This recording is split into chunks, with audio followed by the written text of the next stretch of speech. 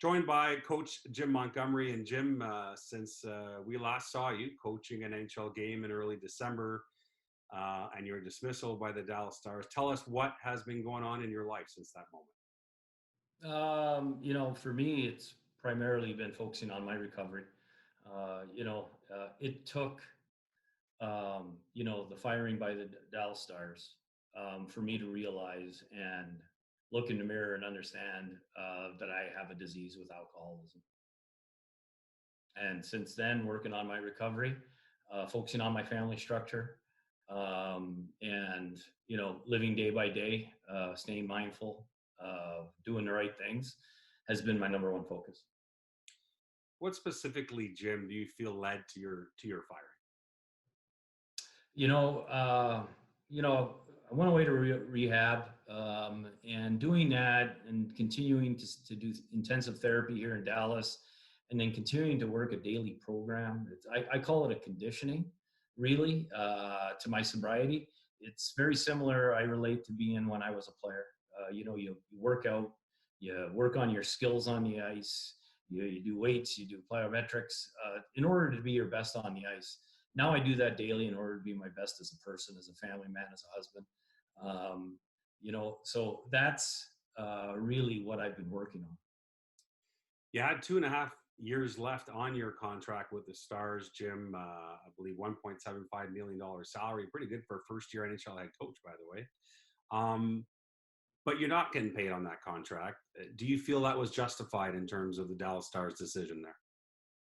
I do. When I looked in the mirror, I am, people wonder why I'm thankful for the Dallas Stars and Jim Nill, for what they did, even though I understand that I disappointed Jim Nill, the staff that I worked with. It's a great staff, great people, and the players especially. I let down. That firing was deserved. I wasn't doing the right things. I felt like, I was being a hypocrite. I was asking my players to do the right thing, and yet I wasn't. And I think it's important to know that, as I did before I went through all of this undertaking of understanding the science and, what alcohol does to you. I was a person that, since I was in college, I drank once a week. You celebrate your victories on Saturday night and went hard. Partied hard. And I didn't have any problems with alcohol until I was 38. I got a DUI, at a coach's retreat in Florida. And that was the first time that drinking had led to me having problems. Although there was several nights previous that I probably drank too much. I know I drank too much. It was when I got in trouble, and that's what I always thought, is drinking's a problem when you get in trouble. And that DUI led me to do some soul searching, but I had no problems going a month without drinking. Jim Nill warned me a couple of times. My wife warned me a couple of times. You're going to get yourself in trouble. And that's when you have the disease is progressing. Because in my 20s and 30s, I didn't think it was. But in my 40s, when I look at it now, it undeniably was a problem. Because I would go, I'm going to fix this myself. I had fixed everything in my life myself. And I could not fix my problem with alcohol. And I needed to go get help. I've sought that help. And now that's why I talk about that daily conditioning allows me to have a sober life. And my life is much better. They tell you, a lot of people have told me, your life's going to get better. And now that I'm coming up on 6 months, it does get better. And I'm just thankful for all those reasons for the Stars letting me go. You mentioned your wife, Emily. You have 4 kids, Jim. Especially at the beginning of this, I mean, what was that like, to deal with this with your family and have them there as well as you go through this journey here?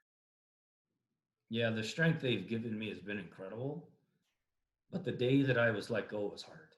Um, Incredible shame and guilt to have my family name, um, to tell your wife who has warned you, um, that you lost your job because of this. And my 2 oldest children are boys, they're 10 and 8.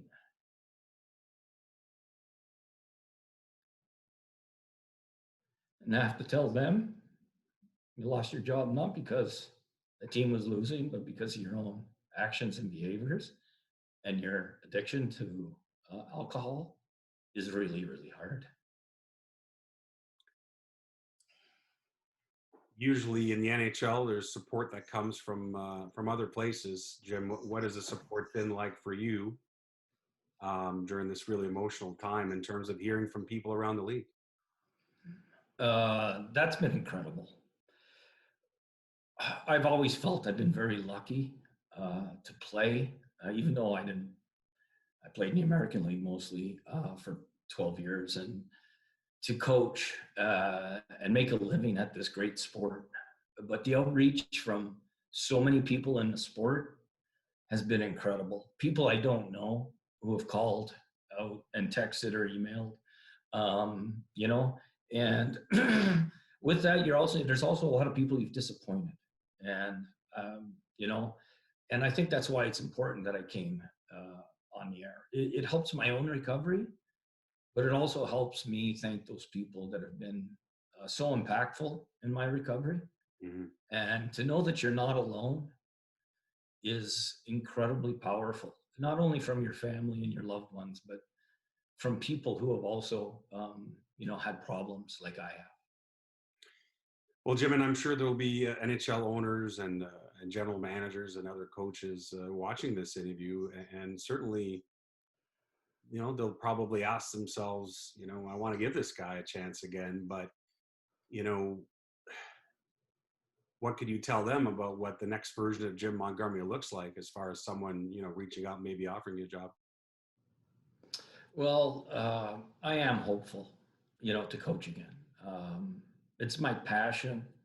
It's what I love to do, and I think I'm a much better coach than I was a player, which a lot of people are probably thinking that wasn't that hard to do.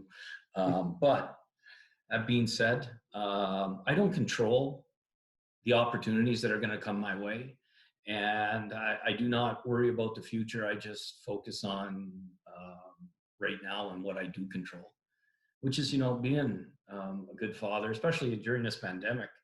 I've been a teacher, I've been a phys ed teacher, I've been a math teacher, but it kind of reminds me when I was growing up, we eat dinner together every night, and that's been a blessing that this pandemic and movie nights and making popcorn and my wife and I just enjoying our children.